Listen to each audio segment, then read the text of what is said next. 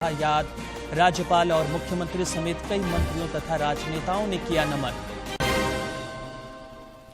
और विकास गतिविधियों को लेकर जिले में बढ़ी प्रशासनिक सक्रियता। उपायुक्तों ने योजनाओं की समीक्षा कर दिए जरूरी निर्देश। लक्ष्य अनुरूप ससमय काम पूर्ण करने की हिदायत।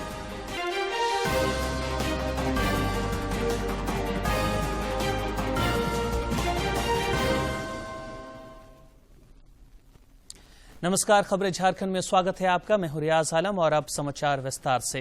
राष्ट्रपति द्रौपदी मुर्मू आज शाम 7:15 बजे राष्ट्रपति भवन के प्रांगण में मनोनीत प्रधानमंत्री नरेंद्र मोदी तथा केंद्रीय मंत्रिपरिषद के सदस्यों को पद और गोपनीयता की शपथ दिलाएंगी। श्री मोदी लगातार तीसरी बार बतौर प्रधानमंत्री शपथ लेंगे।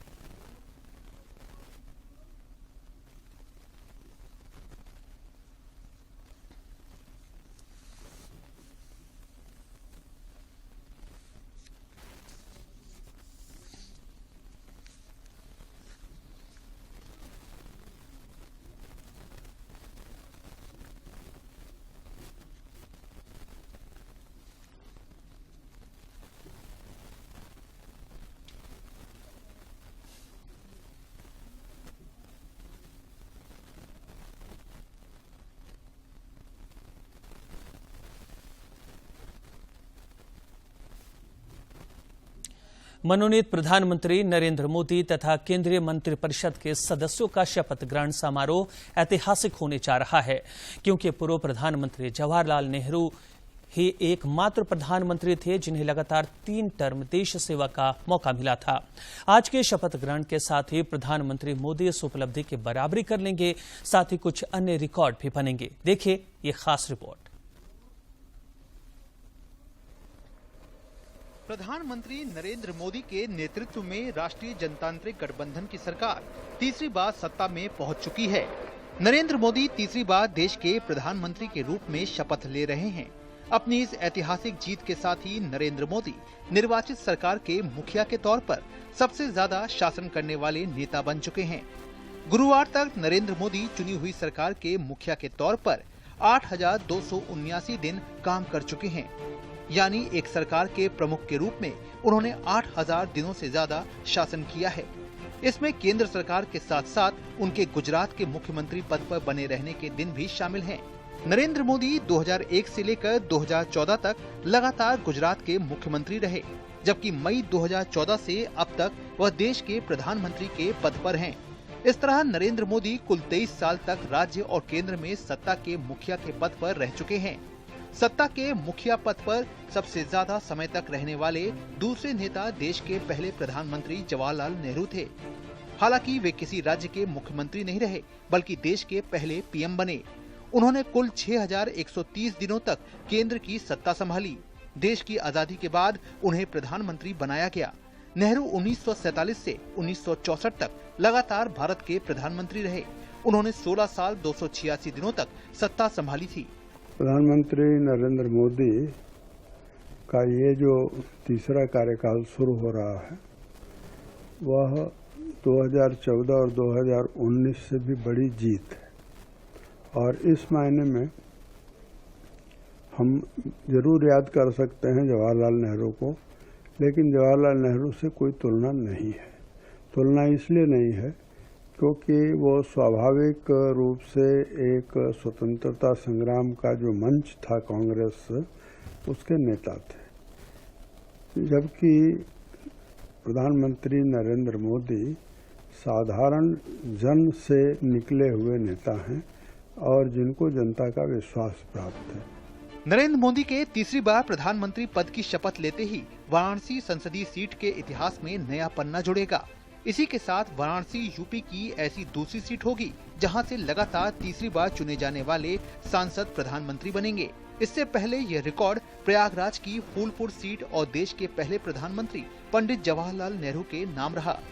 लखनऊ और रायबरेली सीट भी प्रधानमंत्री पद को लेकर खास रही है।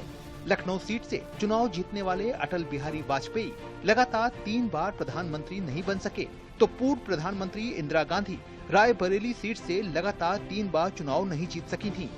यही नहीं, पीएम मोदी की तीसरी बार जीत इस मायने में भी खास है कि वो भारत के एकमात्र ऐसे नेता हैं जिन्होंने लगातार 3 चुनाव जीते हैं और प्रत्येक चुनाव में अपना वोट शेयर बरकरार रखा है। भारत में अब तक सिर्फ जवाहरलाल नेहरू ही लगातार 3 चुनाव जीत पाए हैं। नेहरू के बाद ऐसा करने वाले पीएम मोदी दूसरे नेता हैं। बात अगर वोट प्रतिशत की करें तो जवाहरलाल नेहरू को 1952, 1957 और 1962 के आम चुनावों में 45%, 47.8% और 44.7% वोट मिले। वहीं नरेंद्र मोदी के नेतृत्व वाले एनडीए को 2014, 2019 और 2024 के आम चुनावों में 38.5%, 44.9% और 43.82% वोट मिले। नेहरू के लिए वोट प्रतिशत 1952 में हुए पहले आम चुनाव की तुलना में 1957 में हुए दूसरे आम चुनाव में बढ़ा, लेकिन 1962 आते आते नेहरू की लोकप्रियता में कमी आई, जो 1962 में हुए तीसरे आम चुनाव के नतीजे में परिलक्षित भी हुआ। तीसरे आम चुनाव में नेहरू का वोट प्रतिशत 1952 से भी नीचे चला गया। जीती गई सीटों में भी कहानी दोहराई गई। इस मायने में पीएम मोदी की जीत इसलिए भी महत्वपूर्ण है कि प्रधानमंत्री मोदी भारत के एकमात्र ऐसे नेता हैं जिन्होंने लगातार 3 चुनाव जीते हैं और प्रत्येक चुनाव में अपना वोट शेयर भी बरकरार रखा है। पहले प्रधानमंत्री पंडित जवाहरलाल नेहरू बहुत ही लोकप्रिय थे, क्योंकि हमको स्वतंत्रता मिली थी इतने 100 वर्षों के बाद। दूसरा सबसे बड़ा कारण यह है कि देश में इस प्रकार का प्रबल विपक्ष नहीं था। आप परिवेश को देखें, इतनी मीडिया नहीं थी, इतनी जानकारी नहीं थी, लोगों तक पहुंचती थी।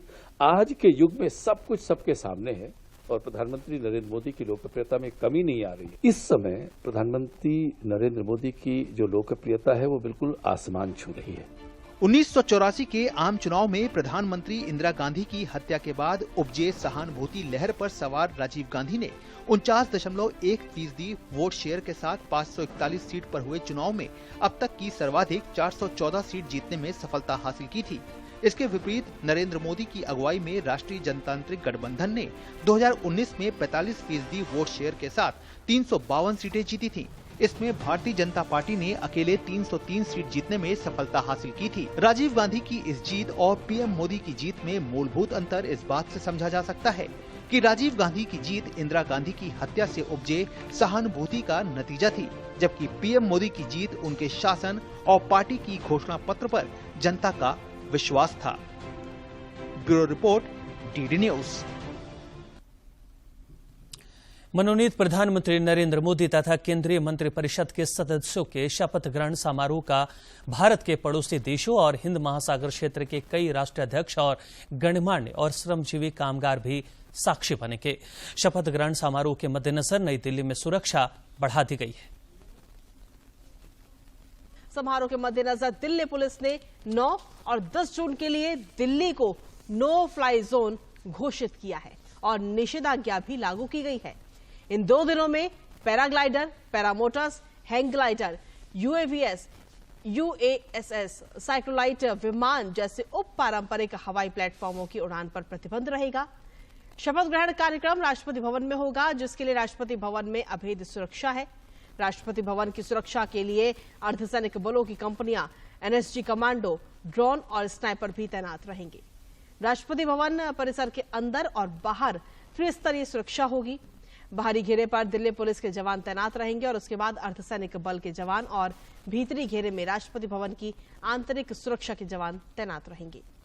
विदेशी मेहमान जिस होटल में रुके हैं वहां से राष्ट्रपति भवन तक ट्रैफिक और सुरक्षा के भी कड़े इंतजाम है। किस तरीके की तैयारियां हैं इस वक्त और सुरक्षा व्यवस्था किस तरीके की है वो इस वक्त इन तस्वीरों के माध्यम से हम आपको दिखा रहे हैं। जगह जगह पर सीसीटीवी कैमरे भी लगाए गए हैं, जिससे कि चप्पे चप्पे पर निगरानी वहां पर रखी जा रही है।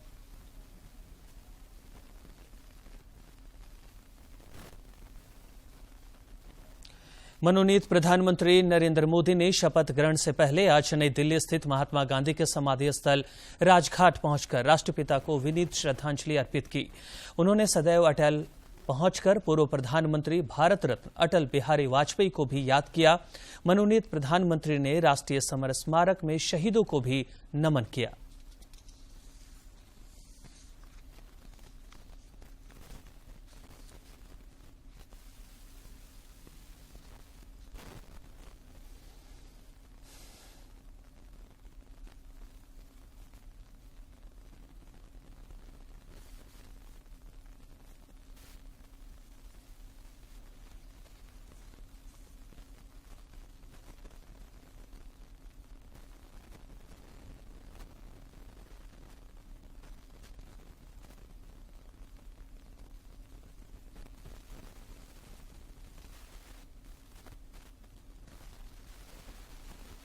इधर नई दिल्ली में गहमागहमी तेज हो गई है। प्रधानमंत्री आवास पर बैठक के सिलसिले में कई संभावित मंत्रियों को बुलाया गया है।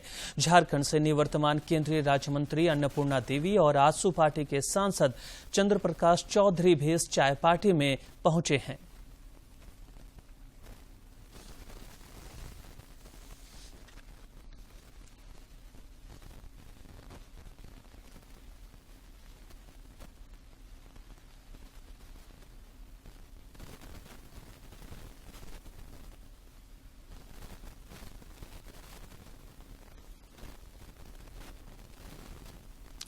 नई सरकार के शपथ ग्रहण समारोह का दूरदर्शन के सभी नेटवर्क पर शाम 6 बजे से जीवंत प्रसारण होगा।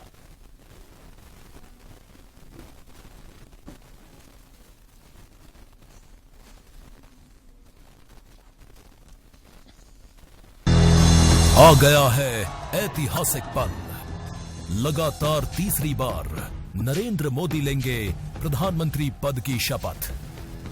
दूरदर्शन की लाइव और एक्सक्लूसिव कवरेज के जरिए जुड़िए इस भव्य समारोह के हर यादगार पल से।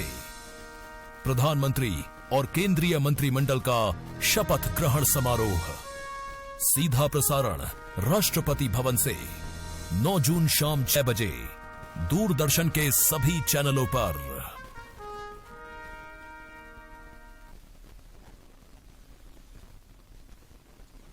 महान स्वतंत्रता सेनानी और जननायक भगवान बिरसा मुंडा की आज पुण्यतिथि मनाई जा रही है। इस मौके पर कृतज्ञ राष्ट्र उन्हें नमन कर रहा है। इस मौके पर राज्यपाल सीपी राधाकृष्णन और मुख्यमंत्री चंपाई सोरेन ने रांची के जेल चौक स्थित बिरसा मुंडा संग्रहालय पहुंचे और धरती आबा की प्रतिमा पर पुष्प अर्पित किया। बाद में पत्रकारों से बातचीत में राज्यपाल ने कहा कि धरती आबा भगवान बिरसा मुंडा ने ब्रिटिश हुकूमत से भारत की आजादी के लिए अपना सर्वस्व न्यौछावर कर दिया। इस मौके पर राज्य के मुख्यमंत्री चंपाई सोरेन ने बिरसा मुंडा ने यहां के आदिवासियों और मूलवासियों के लिए ब्रिटिश हुकूमत के खिलाफ लड़ाई लड़ी। जंगल के बीच से, जहाँ पूरा जंगल का घना का बीच से भगवान बिरसा मुंडा ने अपना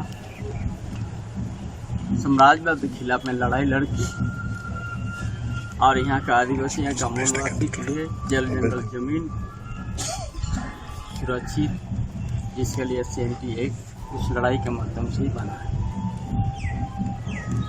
इसलिए इस राज्य में आदिवासियों का बहुत बड़ा कवच है CNT SPT एक्ट, कि हमारा पूर्वजों का संघर्ष का देन है। गौरतलब है कि आज ही के दिन वर्ष 1900 में अंग्रेजों की मुखालफत करने वाले भगवान बिरसा मुंडा की संदिग्ध परिस्थितियों में रांची के केंद्रीय कारागार में मौत हो गई थी। प्रधानमंत्री नरेंद्र मोदी की पहल पर रांची के इस केंद्रीय कारागार को भगवान बिरसा मुंडा के सम्मान में संग्रहालय के रूप में परिवर्तित किया गया है, जो करोड़ों देश प्रेमियों के लिए आज के समय में प्रेरणा स्रोत बना हुआ है। खूंटी में किसानों के हित को देखते हुए प्रोसेसिंग यूनिट के माध्यम से कटहल समेत अन्य वन उत्पादों के बेहतर पैकेजिंग कर बाजार में उतारने की तैयारी है। खूंटी के कटहल का स्वाद अब सालों भर लोग चख सकेंगे। खूंटी उपायुक्त लोकेश मिश्रा ने स्थानीय ग्रामीणों और किसानों की आमदनी बढ़ाने के लिए विभिन्न वन उत्पाद समेत कटहल की प्रोसेसिंग यूनिट का संचालन FPO को करने का दायित्व सौंपा है। खूंटी में स्थापित प्रोसेसिंग यूनिट से कटहल के पाउडर बनाए जाएंगे और कटहल का चिप्स और कैंडी भी तैयार किया जाएगा। इससे कटहल के अलग अलग उत्पाद सालों भर मार्केट में उपलब्ध होंगे। इसमें विभिन्न प्रकार के प्रोडक्ट्स बनाए जाएंगे, जिसमें कैंड, जैक फ्रूट, कटहल के चिप्स और उसका जो पाउडर, वो 3 प्रोडक्ट अभी हम लोग शुरुआती स्टेज में बना रहे हैं। इसको हम लोग फॉरवर्ड लिंकेज भी करेंगे, बड़े बड़े मार्केट में हम लोग इसको ले जाएंगे। गौरतलब है कि खूंटी जिले में बड़े पैमाने पर विभिन्न वन उत्पाद बाजारों में बिक्री के लिए पहुंचते हैं, लेकिन स्थानीय किसानों और ग्रामीणों को उन वन उत्पादों का समुचित मूल्य नहीं मिल पाता है। अब प्रोसेसिंग यूनिट से इसका वैल्यू एडिशन होगा और आय का एक बड़ा हिस्सा किसानों तक पहुंच सकेगा।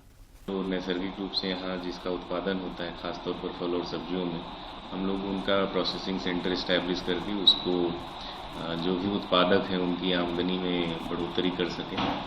आगे भी हम लोग इसके लिए लगातार प्रयासरत हैं और जो भी अन्य उपज या ऐसे प्रोडक्ट्स हैं उसके लिए हम लोग प्रोसेसिंग यूनिट एस्टैब्लिश करेंगे। विशेषज्ञों के मुताबिक कटहल में एंटी फंगल गुण, anti ageing, anti ulcer, anti diarrhoea जैसे विभिन्न तरह के औषधीय गुण पाए जाते हैं। कटहल विटामिन सी, पोटेशियम, फाइबर और अन्य महत्वपूर्ण विटामिन तथा खनिज का भी खजाना है। खूंटी से ज्योत्सना की रिपोर्ट। नवाचार के क्षेत्र में उल्लेखनीय उपलब्धि हासिल करने वालों को मद्देनजर रखते हुए रांची में आज विशेष कार्यक्रम का आयोजन हो रहा है। स्टार्टअप झारखंड के सिलसिले में आयोजित इस कार्यक्रम में कई गण्यमान्य लोग मौजूद हैं। राज्य में स्टार्टअप की असीम संभावनाओं पर मंथन होने की उम्मीद है।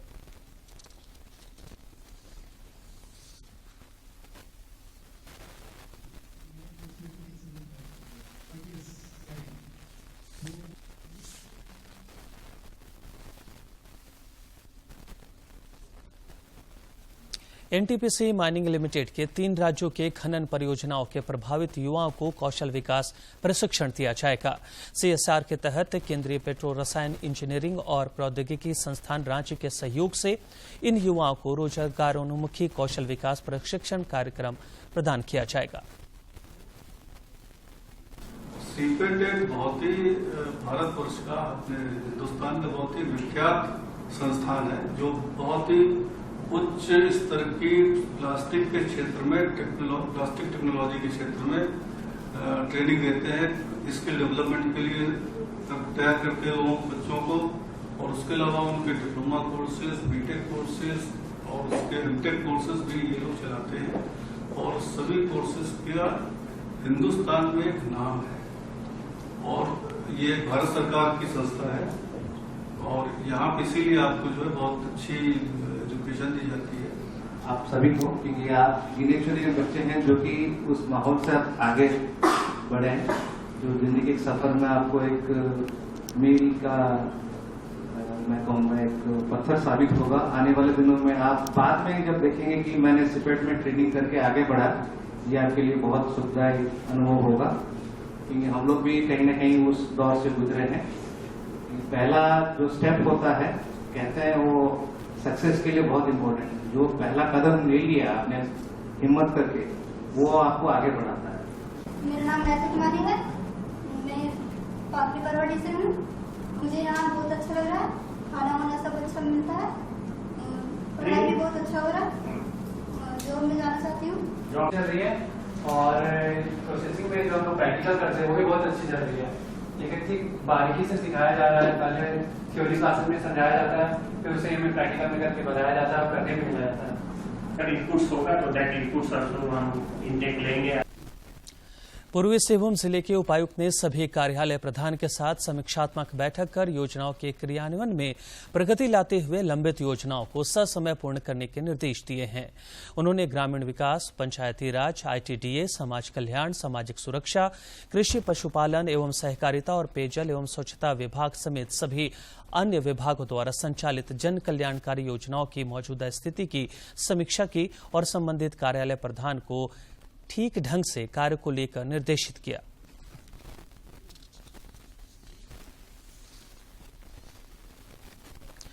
राज्य में लोकसभा चुनाव संपन्न हो चुके हैं और नतीजे भी सामने आ चुके हैं। अब झारखंड विधानसभा चुनाव की भी सुगबुगाहट शुरू हो गई है। ऐसे में लोकसभा चुनाव नतीजे के विश्लेषकों द्वारा समीक्षा भी शुरू हो गई है। इस बार का आम चुनाव कई अर्थों में खास रहा। जीत का अंतर तकरीबन हर संसदीय क्षेत्र में काफी बड़ा दिखा, जिससे यह प्रतीत हुआ कि मतदाताओं ने जिसे संसद जाने का जनादेश दिया, उसे दिल खोलकर समर्थन दिया। कुछ प्रत्याशियों और पार्टियों ने भी लोकसभा चुनाव में अपने प्रदर्शन से सबों को चौंका दिया। गिरिडीह संसदीय सीट से पहली बार चुनाव लड़ रहे झारखंडी भाषा खतियान संघर्ष समिति के अध्यक्ष निर्दलीय प्रत्याशी जयराम महतो ने पहली बार चुनाव लड़ते हुए 3,47,000 से अधिक वोट प्राप्त कर आजसू प्रत्याशी सीपी चौधरी और झामुमो प्रत्याशी मथुरा महतो को कड़ी टक्कर दी। जयराम महतो ने चुनाव प्रचार के दौरान भी इशारा किया था कि वे अपने प्रदर्शन से सभी को चौंका देंगे। कि टेंशन मत लीजिए, अगर लड़ते लड़ते हार भी जाएंगे ना तो याद रखना गालिब शहर की गलियों में, गांव की पगडंडियों में तुम्हारे जीत से चर्चा हमारे हार की होगी। चुनाव विश्लेषकों के मुताबिक डुमरी विधानसभा क्षेत्र झामुमो की परंपरागत सीट रही है। इस सीट पर पूर्व में जगन्नाथ महतो का खासा दबदबा रहा करता था। वर्तमान में भी उनकी विधवा बेवी देवी डुमरी विधानसभा क्षेत्र से विधायक हैं। बावजूद इसके निर्दलीय जयराम महतो ने इस बार के लोकसभा चुनाव में 90,000 से अधिक वोट लाकर झामुमो और आजसू के माथे पर पसीना ला दिया। सांसद चुने गए आजसू प्रत्याशी सीपी चौधरी को इस विधानसभा क्षेत्र से 55,000 से अधिक मत प्राप्त हुए। वहीं झामुमो प्रत्याशी मथुरा महतो को 52,000 वोट मिले। गिरिडीह के सभी विधानसभा सीटों पर जयराम महतो ने आजसू प्रत्याशी सीपी चौधरी और झामुमो प्रत्याशी मथुरा महतो को कड़ी टक्कर दी। गोमिया विधानसभा में वे एनडीए समर्थित आजसू प्रत्याशी सीपी चौधरी से लगभग 8,000 मतों से आगे रहे। इतना ही नहीं, झारखंडी भाषा खतियान संघर्ष समिति ने अपने पहले ही चुनाव में न केवल गिरिडीह बल्कि हजारीबाग, रांची और चाईबासा में भी दमदार प्रदर्शन किया और झारखंड में 8 लाख वोट लाकर अपनी ताकत दिखा दी। जो सोचा गया था उससे अपेक्षा से ऊपर जयराम महतो ने वोट लाया डुमरी विधानसभा में। तो जेएमएम तो ऑटोमेटिक है कि उसको चुनौती के रूप में लेकर ही चलेगी और अपनी उसी के अनुसार वो तैयारी करेगी ताकि नेक्स्ट विधानसभा आने वाला चुनाव में वो अपना परफॉर्मेंस बढ़िया से कर पाए। इधर डुमरी विधानसभा से चुनाव लड़ चुकी आजसू पार्टी की वरिष्ठ नेत्री यशोदा देवी ने आरोप लगाते हुए कहा कि युवाओं को भ्रमित कर जयराम महतो ने वोट हासिल किया है, लेकिन उनकी यह कामयाबी क्षणिक है। था कि वो ऐसा भाषण देते थे कि हम नौजवानों को रोजगार देंगे, पलायन को रोकेंगे, लेकिन ऐसा कुछ होता नहीं है। वो कितनों बोलने से नहीं होता है, जब करके दिखाएंगे तब वो। लोकसभा और विधानसभा में अंतर होता है। लोकसभा बहुत बड़े क्षेत्र होती है और विधानसभा यहाँ लोकल को ही दिखा जाता है। इन सभी बातों की चर्चा वर्तमान में इसलिए हो रही है कि इसी वर्ष राज्य में विधानसभा चुनाव का संग्राम भी छिड़ेगा, जिसमें समीकरणों पर भारी पड़ने वाले के सिर पर ही जीत का सेहरा बंधेगा। गिरिडीह से रमेश प्रभाकर की रिपोर्ट। जामताड़ा में जिला खनन टास्क फोर्स की बैठक में अवैध खनन पर रोक लगाने पर मंथन हुआ। इस दौरान उपायुक्त ने पुलिस, परिवहन एवं खनन विभाग द्वारा संयुक्त जांच अभियान चलाने का निर्देश दिया। साथ ही संबंधित अधिकारियों को एनजीटी के रोक का अनुपालन कराने की हिदायत दी।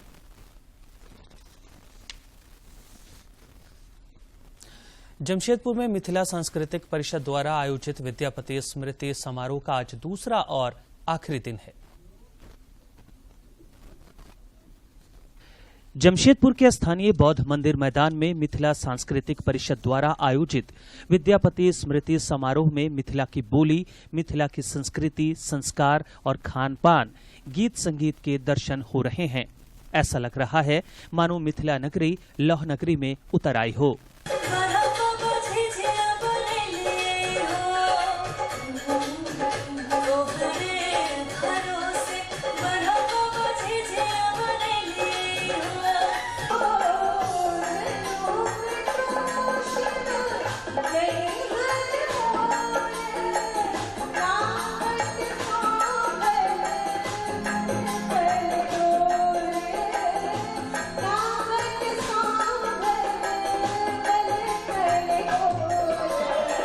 कार्यक्रम में शामिल होने पहुंचे मुख्य अतिथि स्वास्थ्य मंत्री बन्ना गुप्ता ने भी आयोजन की सराहना की और मिथिला सांस्कृतिक परिषद की मांगों पर ध्यान देने का आश्वासन दिया। इस दौरान अन्य लोगों ने भी अपने विचार रखे।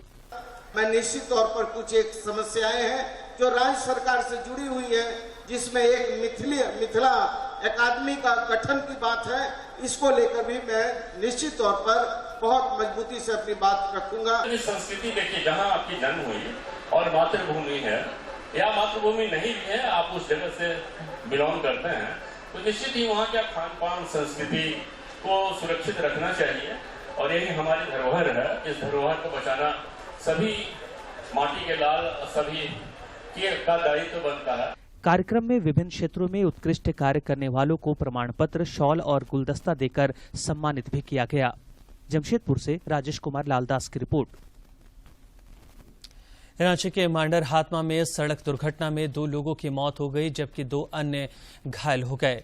घायलों का मांडर में इलाज चल रहा है। बताया जा रहा है कि मांडर थाना क्षेत्र के हातमा जंगल में अनियंत्रित 4 पहिया वाहन के पेड़ से टकराने के कारण ये हादसा हुआ, जिसमें बुढ़मू और कंजिया के रहने वाले 2 शख्स की घटनास्थल पर ही मौत हो गई और 2 अन्य घायल हो गए।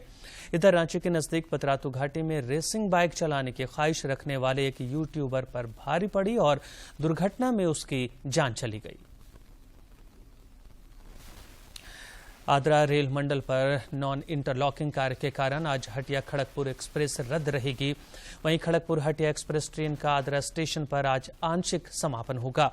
इस ट्रेन का आद्रा से हटिया के बीच परिचालन रद्द रहेगा। और अब देखते हैं फटाफट अंदाज में जिलों की खबरें।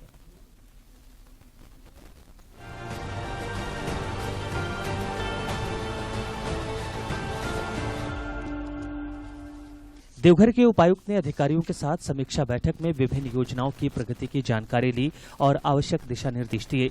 उन्होंने प्रखंडवार कार्यों की समीक्षा करते हुए अधिकारियों को योजनाओं को ससमय पूरा करने की हिदायत दी। लोक गायक पद्मश्री मधु मंसूरी हसमुख ने रांची में झामुमो नेत्री सह विधायक कल्पना मुर्मू सोरेन से मुलाकात कर उन्हें शुभकामनाएं दी। इधर विधायक कल्पना मुर्मू सोरेन ने झामुमो के नवनिर्वाचित सांसद जोबा मांझी और विजय हांसदा से मुलाकात कर उन्हें शुभकामनाएं दी। रांची सांसद संजय सेठ ने उत्तर प्रदेश के वित्त एवं संसदीय कार्य मंत्री सुरेश खन्ना से दिल्ली स्थित आवास पर मुलाकात की और शुभकामनाएं दी। मंत्री बन्ना गुप्ता ने जमशेदपुर साक्षी बौद्ध मंदिर मैदान में मिथिला सांस्कृतिक परिषद द्वारा आयोजित 2 दिवसीय विद्यापति स्मृति पर्व समारोह का दीप प्रज्वलित कर उद्घाटन किया। इस अवसर पर मैथिली समाज के कई गण्यमान्य लोग उपस्थित थे। देवघर जिला अंतर्गत सभी शैक्षणिक संस्थानों के बाहर 100 गज के दायरे में सिगरेट या किसी अन्य तंबाकू उत्पाद की बिक्री पर रोक लगा दी गई है। उपायुक्त ने बताया कि अगले 60 दिनों तक 100 गज की परिधि में इन इलाकों में निषेधाज्ञा प्रभावी रहेगी। जामताड़ा में जिला स्तरीय समिति की बैठक में उपायुक्त ने शिक्षा, स्वास्थ्य, आपूर्ति, पशुपालन और कल्याण समेत विभिन्न विभागों के कामकाज की समीक्षा की। इस दौरान उन्होंने संबंधित अधिकारियों को आपसी समन्वय से कार्य करने एवं अपेक्षित प्रगति लाने हेतु आवश्यक दिशा निर्देश दिए। जामताड़ा जिले के नाला विधानसभा क्षेत्र में लोकसभा चुनाव के दौरान सर्वाधिक मतदान होने पर उपायुक्त कुमुद सहाय ने चुनाव से जुड़े अधिकारियों, कर्मियों के साथ साथ सजग मतदाताओं को बधाई दी है। उपायुक्त ने समाहरणालय सभा कक्ष में समन्वय समिति की बैठक में कहा कि पूरे राज्य में नाला विधानसभा क्षेत्र में मतदान का प्रतिशत सर्वाधिक रहा। चतरा में अनुकंपा के तहत और अंत में मुख्य समाचार।